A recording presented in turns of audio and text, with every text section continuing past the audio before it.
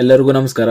ಈ ವಿಡಿಯೋದಲ್ಲಿ ಭಾರತೀಯ ಅಂಚೆ ಇಲಾಖೆಯಲ್ಲಿ ಹೊಸದಾಗಿ ಕರೆದಿರುವಂತಹ ಸುಮಾರು 30,000 ಗ್ರಾಮೀಣ ಡಾಕ್ ಸೇವಕ್ ಹುದ್ದೆಗಳಿಗೆ ಅರ್ಜಿ ಸಲ್ಲಿಸಲು ಬಯಸುವಂತಹ ಅಭ್ಯರ್ಥಿಗಳು ತಮ್ಮ ಒನ್ ಟೈಮ್ ರಿಜಿಸ್ಟ್ರೇಷನ್ ಅನ್ನ ಯಾವ ರೀತಿ ಮಾಡ್ಕೊಳ್ಬೇಕು ಅನ್ನೋದ್ರ ಬಗ್ಗೆ ಈ ವಿಡಿಯೋದಲ್ಲಿ ತಿಳಿಸ್ಕೊಡ್ತಾ ಇದ್ದೀನಿ.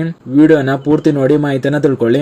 ಮೊದಲನೇದಾಗಿ ನೀವು ಸ್ಕ್ರೀನ್ ಮೇಲೆ ಕಾಣ್ತಾ ಇರೋ ಹಾಗೆ ನೀವು ಒನ್ ಟೈಮ್ ರಿಜಿಸ್ಟ್ರೇಷನ್ ಅನ್ನ ಮಾಡ್ಕೊಳ್ಬೇಕು ಅಂದ್ರೆ ಈ ವೆಬ್ಸೈಟ್ ನ ಓಪನ್ ಮಾಡ್ಕೊಳ್ಬೇಕಾಗಿರ್ತದೆ.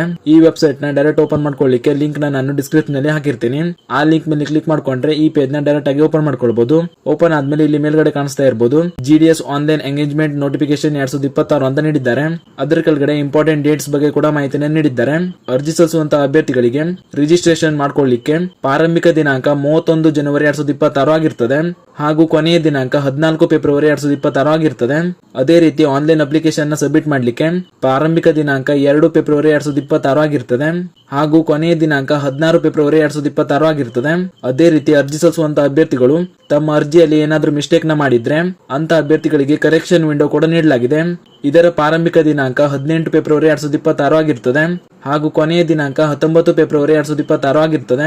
ಆದ್ದರಿಂದ ಈಗ ಈ ಹುದ್ದೆಗಳಿಗೆ ಅರ್ಜಿ ಸಲ್ಲಿಸಲು ಬಯಸುವಂತಹ ಅಭ್ಯರ್ಥಿಗಳು ಈಗ ನೀವು ಕೇವಲ ಒನ್ ಟೈಮ್ ಆನ್ಲೈನ್ ರಿಜಿಸ್ಟ್ರೇಷನ್ ನ ಮಾಡ್ಕೊಳ್ಬಹುದಾಗಿರ್ತದೆ. ಈ ರಿಜಿಸ್ಟ್ರೇಷನ್ ನ ಮಾಡ್ಕೊಳ್ಳೋದು ಎಲ್ಲಾ ಅಭ್ಯರ್ಥಿಗಳಿಗೆ ಕಡ್ಡಾಯವಾಗಿರ್ತದೆ. ಆದ್ದರಿಂದ ಅರ್ಜಿ ಸಲ್ಲಿಸುವಂತಹ ಅಭ್ಯರ್ಥಿಗಳು ಹೇಗೆ ನಿಮ್ಮ ರಿಜಿಸ್ಟ್ರೇಷನ್ ನ ಮಾಡ್ಕೊಳ್ಬೇಕು ಅಂತ ನೋಡೋದಾದ್ರೆ ಇಲ್ಲಿ ಸ್ಕ್ರೀನ್ ಮೇಲೆ ಕಾಣ್ತಾ ಇರೋ ಹಾಗೆ ಕ್ಲಿಕ್ ಹಿಯರ್ ಟು ರಿಜಿಸ್ಟರ್ ಅಂತ ಒಂದು ಆಪ್ಷನ್ ಇದೆ. ಅದರ ಮೇಲೆ ಕ್ಲಿಕ್ ಮಾಡ್ಕೊಳ್ಳಿ. ಕ್ಲಿಕ್ ಮಾಡಿದ್ಮೇಲೆ ಈ ತರ ಒಂದು ಆಪ್ಷನ್ ಬರುತ್ತೆ. ಇಲ್ಲಿ ನ್ಯೂ ಕ್ಯಾಂಡಿಡೇಟ್ ರಿಜಿಸ್ಟ್ರೇಷನ್ ಅದ್ರ ಮೇಲೆ ಕ್ಲಿಕ್ ಮಾಡ್ಕೊಳ್ಳಿ. ಕ್ಲಿಕ್ ಮಾಡಿದ್ಮೇಲೆ ಈ ತರ ಇನ್ನೊಂದು ಪೇಜ್ ಓಪನ್ ಆಗಿ ಬರುತ್ತೆ. ಇಲ್ಲಿ ಮೊದಲಿಗೆ ನಿಮ್ಮ ಮೊಬೈಲ್ ನಂಬರ್ ನ ಎಂಟರ್ ಮಾಡಬೇಕು. ಮೊಬೈಲ್ ನಂಬರ್ ಎಂಟರ್ ಮಾಡಿದ್ಮೇಲೆ ಈ ತರ ಒಂದು ಸೆಂಡ್ OTP ಅಂತ ಒಂದು ಆಪ್ಷನ್ ಬರುತ್ತೆ. ಇದ್ರ ಮೇಲೆ ಕ್ಲಿಕ್ ಮಾಡಿದ್ರೆ ನೀವು ಎಂಟರ್ ಮಾಡಿರುವಂತ ಮೊಬೈಲ್ ನಂಬರ್ ಗೆ ಒಂದು OTP ಹೋಗುತ್ತೆ. ಅದನ್ನೇ ಇಲ್ಲಿ ಕೆಳಗಡೆ ಎಂಟರ್ ಮಾಡಿ ವೆರಿಫೈ ಮಾಡ್ಕೊಳ್ಳಿ. ಅದೇ ರೀತಿ ಇಮೇಲ್ ಅಡ್ರೆಸ್ ನ ಕೂಡ ಎಂಟರ್ ಮಾಡಿ ಈ ರೀತಿ OTP ನ ಸೆಂಡ್ ಮಾಡಿ ವೆರಿಫೈ ಮಾಡ್ಕೊಳ್ಬೇಕಾಗಿರ್ತದೆ.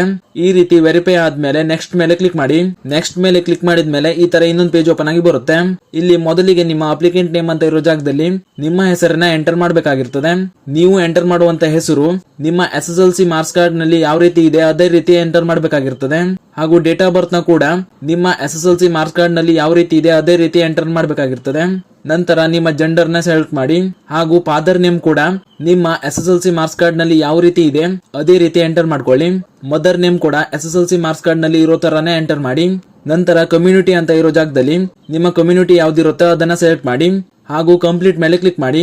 ಕಂಪ್ಲೀಟ್ ಮೇಲೆ ಕ್ಲಿಕ್ ಮಾಡಿದ್ಮೇಲೆ ಈ ತರ ರಿಜಿಸ್ಟ್ರೇಷನ್ ಸಕ್ಸಸ್ಫುಲಿ ಅಂತ ಬರುತ್ತೆ ಹಾಗೂ ನಿಮ್ಮ ರಿಜಿಸ್ಟ್ರೇಷನ್ ನಂಬರ್ ಕೂಡ ಬರುತ್ತೆ. ಈ ರಿಜಿಸ್ಟ್ರೇಷನ್ ನಂಬರ್ ನ ಎಲ್ಲಾದ್ರೂ ಸೇವ್ ಮಾಡಿಟ್ಕೊಳ್ಳಿ ಅಥವಾ ಸ್ಕ್ರೀನ್ ಶಾಟ್ ನ ಹೊಡೆದಿಟ್ಕೊಳ್ಳಿ. ಈ ರಿಜಿಸ್ಟ್ರೇಷನ್ ನಂಬರ್ ನ ಅಪ್ಲಿಕೇಶನ್ ಸಲ್ಲಿಕೆ ಮಾಡುವಾಗ ಬೇಕಾಗುತ್ತೆ. ಆದ್ರಿಂದ ಈ ನಂಬರ್ ನ ಸೇವ್ ಮಾಡಿಟ್ಕೊಳ್ಳಿ. ಹೀಗೆ ನೀವು ಈಸಿಯಾಗಿ ನಿಮ್ಮ ಒನ್ ಟೈಮ್ ರಿಜಿಸ್ಟ್ರೇಷನ್ ಪ್ರೊಸೆಸ್ ನ ಕಂಪ್ಲೀಟ್ ಮಾಡ್ಕೊಳ್ಬಹುದು ಹಾಗೂ ಫೆಬ್ರವರಿ 2, 2026 ರಿಂದ ನಿಮ್ಮ ಅಪ್ಲಿಕೇಶನ್ ಕೂಡ ಫಿಲ್ ಮಾಡಿ ಸಬ್ಮಿಟ್ ಮಾಡ್ಕೊಳ್ಬಹುದು. ಇದು ಕೇವಲ ನಿಮ್ಮ ರಿಜಿಸ್ಟ್ರೇಷನ್ ಆಗಿರ್ತದೆ. ಅಪ್ಲೈ ಆನ್ಲೈನ್ 2 ಫೆಬ್ರವರಿಯಿಂದ ಪ್ರಾರಂಭ ಆಗ್ತಾ ಇದೆ. ಆದ್ದರಿಂದ ಈ ಮಾಹಿತಿಯನ್ನ ಆಸಕ್ತಿ ಇರುವಂತ ನಿಮ್ಮ ಸ್ನೇಹಿತರಿಗೂ ಶೇರ್ ಮಾಡಿ ಅವರಿಗೆ ಕೂಡ ತಿಳಿಸಿ.